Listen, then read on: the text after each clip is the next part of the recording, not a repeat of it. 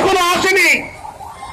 সেই 1757 সালের পর থেকে এই পর্যন্ত দেশের মানুষের জন্য একজন দেশপ্রেমিক সরকার আমরা পাইনি। এটা হচ্ছে আমাদের দুর্ভাগ্য।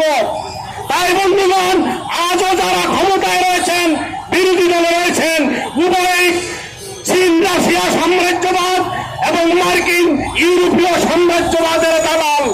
এই দালালদেরকে দিয়েও আমরা ভালো কিছু আশা করতে পারি না, কারণ তেঁতুল গাছে কাঁঠাল খাওয়ার আশা করা যায় না। তাই বন্ধুগণ, আমরা আমাদের দাবি, আমাদের অধিকার আমরা আন্দোলন সংগ্রামের মাধ্যমে ছিনিয়ে আনতে হবে এবং শ্রমিক শ্রেণীর নেতৃত্বে জঙ্গি আন্দোলন গড়ে তোলে হোটেল, রেস্তোরাঁ, বৃষ্টি, বেকারি সহ সকল সেক্টরে, নৌযান, গার্মেন্টস, সিএনজি, রিক্সা, পরিবহন, সকল সেক্টরের শ্রমিকের মুক্তির জন্য যেই লড়াকু আন্দোলন এবং লড়াকু জঙ্গি সংগ্রাম, আমরা সেই সংগ্রামে ঐক্যবদ্ধ থেকে আমাদের হোটেল শ্রমিকদের অধিকার এবং বেতন বোনাস ঈদের পূর্বে আদায় করে ছাড়বো। তাই সংগ্রামী বন্ধুরা, এখন আপনাদের সামনে বক্তব্য রাখবেন হোটেল